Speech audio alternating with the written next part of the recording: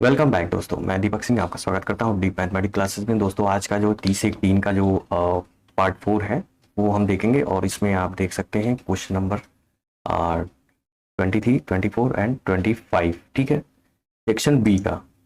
ठीक, तो इसमें प्लीज़ सब्सक्राइब और लाइक कर लीजिएगा। ठीक है, इसमें बहुत ही अच्छे क्वेश्चंस दिए गए हैं। एक प्रोबेबिलिटी का क्वेश्चन दिया गया। ठीक है, एक थैले में 4 लाल, 3 नीली, 2 पीली गेंदें हैं। एक गेंद थैले से यादृच्छिक निकाल जाती है। प्रायिकता ज्ञात कीजिए कि यह गेंद लाल है, पीली है। ठीक है, पहला क्वेश्चन है लाल है। ठीक है, उसकी प्रायिकता ज्ञात कीजिए। तो सेलेक्ट एक ही गेंद हो रही है। ठीक है, तो ये एट रैंडम एक गेंद सेलेक्ट हो रही है। ठीक, तो आप एक 4 गेंदें, ठीक है, 3 ब्लू है और 2 रेड है, येलो है। ठीक है, कुल गेंदों की संख्या आप देख सकते हैं 9।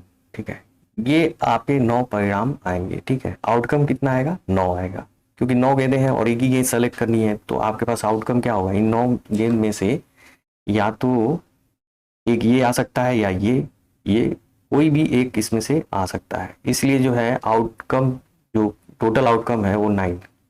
ठीक, तो जो इवेंट्स का जो प्रोबेबिलिटी है, ठीक है, वो अनुकूल परिणामों की संख्या। पहला क्वेश्चन है लाल, लाल 4 है तो 4 आउटकम आएंगे इसके। ठीक है, मोस्ट प्रोबेबल जो है रिजल्ट्स जो है, तो यहाँ पे कुल परिणामों की संख्या से भाग दे देंगे। ठीक है, आपके पास एक लाल गेंद चुनने की जो घटना है, तो 4 लाल सेलेक्ट कर रहे हैं। ठीक है, पहली ये भी हो सकती है या ये भी हो सकती है, ये भी हो सकती है, ये भी हो सकती है।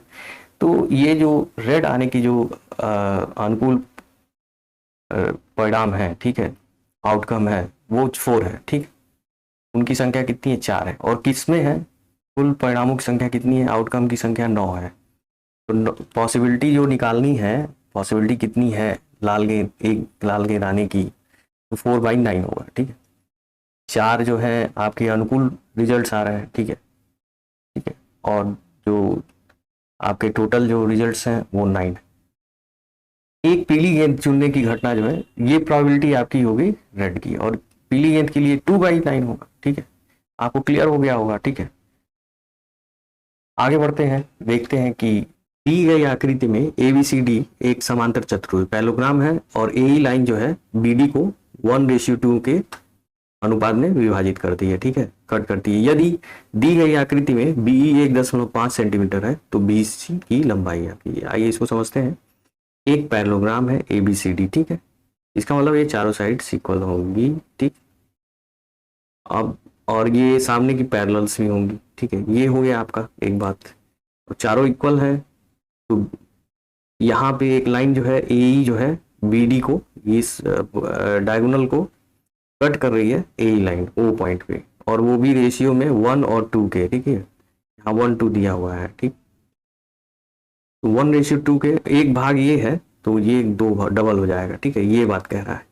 तो यहाँ पे 1 और ये 2। उसके बाद कह रहा है ये 1.5 है, ये 1.5 है। ठीक है, B, तो आप BC बताओ। ठीक है, तो BC हम मान रहे हैं L। ये L हो गया, ये भी L हो गया, ये भी L हो गया। मतलब चारों साइड्स जो है, कोई भी एक साइड्स आप पता कर लेंगे तो BC की लंबाई पता चल जाएगी। ठीक है, आइए देखते हैं। मैंने इसको ले लिया ऐसे। अब ये पैरेलल लाइन है। ठीक है, अब हम इस ट्राइंगल को कॉन्ग्रुएंस प्रूव कर लेंगे। ये हो गया, ये इसके, और ये हो जाएगा एंगल इसके, और ये जो है ये अल्टरनेट एंगल है। ठीक है, ये अल्टरनेट एंगल है, और ये आपका, आप इसको कहते हैं वर्टिकली अपोजिट एंगल, शीर्षाभिमुख कोण। तो तीनों एंगल एक दूसरे के बराबर है तो समरूप हो गया, मतलब ट्राइंगल क्या हो गया? समरूप हो गया। ठीक, तो इसमें आप देखिए कि मैंने यहाँ पे लिख दिया। ठीक है, आप इससे समझ सकते हैं कि ये मैंने एंगल जो लिखे थे वो प्रूफ करने के लिए ट्राइंगल जो है कॉन्ग्रुएंट हो गया। अब आप देखिए कि यहाँ पे ये 1 है और ये 2 है, डबल हो रहा है। अब रेशियो तो इक्वल होगा ना साइड्स का। तो अब संगत भुजा, इस ट्राइंगल की भुजा OB रेशियो के, और फिर इस साइड का इससे हम रेशियो निकालेंगे तो इक्वल होगा OB upon OD equal to PE upon AD। ठीक है, ये आपका कॉन्ग्रुएंस है, तो ये सत्य है। ठीक है, ये आप इसको यूज करेंगे और एडी की जगह आप लिख सकते हैं, एडी की जगह क्या लिख सकते हैं, बीसी। एडी की जगह आप स्वैप करके बीसी कर दीजिए, ठीक है। और यहाँ वैल्यू पुट कर दीजिए, ओबी की वैल्यू क्या हो जाएगी, ओबी की वैल्यू हो जाएगी आपकी 1, देखिए, और ओडी की वैल्यू हो जाएगी 2, और बीई की वैल्यू दी गई है 1.5, और इसकी वैल्यू है बीसी। तो बीसी बराबर आप फाइंड कर लीजिए, बहुत इजी है। BC is equal to 1.5 into 2, इस यहाँ पे हम शो कर दे रहे हैं, BC is equal to 1.5 into 2, ठीक है, इस 3। आपको अब समझ में आ गया होगा दोस्तों, ठीक है। तो नेक्स्ट में हम देखते हैं कि क्वेश्चन नंबर 25 में कह रहा है, 25 में आपको क्वेश्चन नंबर समीकरण x, ये एक लाइन का इक्वेशन है और ये भी एक लाइन का इक्वेशन है, इन दोनों को ग्राफ विधि से ज्ञात कीजिए हल, ठीक है। सॉल्यूशन फाइंड करना है, 2 लाइंस है, कट पॉइंट फाइंड करना है, ठीक है।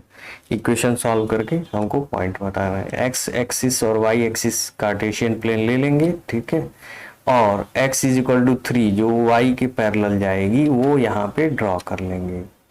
ये वाली लाइन ये है, ठीक है, x इज इक्वल टू 3। अब दूसरा जो y इज इक्वल टू -4, वो जो है सेंटर से -4 डिस्टेंस पे y इज इक्वल टू -4 दिया है, तो x के पैरेलल होगी, यहाँ पे x के पैरेलल ये जा रही है, ठीक है। कट पॉइंट मिल गया आपको P, उसमें देखिए ये दूरी जो है यहाँ से यहाँ तक की 3 है और ये दूरी -4 है, तो दोनों मिला के यहाँ पे आपको 3 -4 मिल गया, ठीक। 3 और कॉमा -4, ये एक्स वाई की वैल्यू, पी की वैल्यू सॉल्व होके आ गई, ग्राफ से आपको मिली, ठीक है, ग्राफ से मिली है, ठीक है। ये आपको बनाना था, ठीक है, कंप्लीट कार्टेशियन प्लेन पे, और इस पे ही आपको नंबर मिलेगा, ठीक है। अब आगे बढ़ते हैं इसके बी वाले क्वेश्चन पे।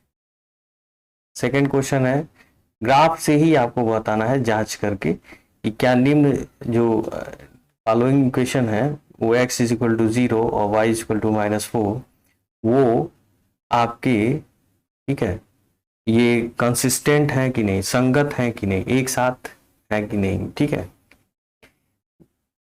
चलिए देखते हैं। ये कार्टेशियन प्लेन बनाया, x इज इक्वल टू 0 जो है, ये जो है y के पैरेलल लाइन है और वो से ही जाएगी, सेंटर से ही होके जाएगी, ठीक है। तो इसी पे y एक्सिस ही इसको बोलते हैं, ठीक है। और y इज इक्वल टू -7 से ये जो इक्वेशन है ये x एक्सिस के पैरेलल वाली लाइन होगी, ये वाली लाइन जो ब्लैक कलर की 2 लाइन है यहाँ पे कट हो रहा है, ठीक है, ये कटिंग पॉइंट है। अब इस कट पॉइंट को आप शो कर दीजिए P से। अब ये जो पॉइंट है यहाँ x कोऑर्डिनेट क्या है, 0 है, ठीक है, और y कोऑर्डिनेट क्या है, 7 माइनस के। तो इसका मतलब ये क्या है, एक सॉल्यूशन है, पॉइंट मिल रहा है, कट पॉइंट, ठीक है, इंटरसेक्ट कर रही है एक दूसरे से, तो कंसिस्टेंट है, ठीक है, ओके, यस ये सही है, ठीक है, और ये गलत है, इसको नहीं करना है, मतलब ये आपका आंसर आएगा। तो दोस्तों आज के लिए इतना ही, और फिर मिलते हैं सेक्शन सी के लिए पार्ट 5 में। तो तब तक के लिए आप देखते रहिए डीप मैथमेटिक्स क्लासेस और सब्सक्राइब और लाइक जरूर कर लें। बहुत बहुत धन्यवाद।